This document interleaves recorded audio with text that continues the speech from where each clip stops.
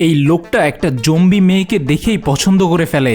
মেয়েটা যাতে কাউকে কামড়াতে না পারে এই কারণে ওই লোকটা তার মুখে একটা মাউথ গার্ড লাগিয়ে দেয়।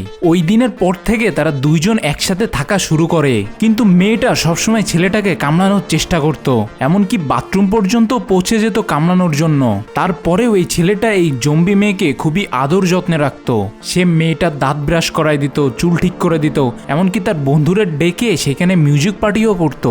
তারপর একদিন এই ছেলেটা ভেবে নেয় যে সেই জম্বি মেয়েটাকেই বিয়ে করবে, যার কারণে সে তার বিয়ের অনুষ্ঠানের আয়োজন করে। আর এই আয়োজনে সে বিভিন্ন জম্বিদেরকে ধরে আনে এবং এখানে চেয়ারে বেঁধে দেয়, যে এমন ভাবে যে তারাও এই বিয়ের পার্টিতে অ্যাটেন্ড করেছে। এরপরে এই জম্বি মেয়েটাকে খুব সুন্দর একটা পোশাক পরায়, যেটাতে তাকে এতটাই সুন্দর লাগতেছিল যে এখানকার জম্বিরাও তাকে তাকিয়ে তাকিয়ে দেখতেছিল। এই ছেলেটার এই জম্বি মেয়েটার বিয়ে শেষ হয়ে যায়। এরপরে তারা বেশ কিছুদিন কাটিয়ে ফেলেছে।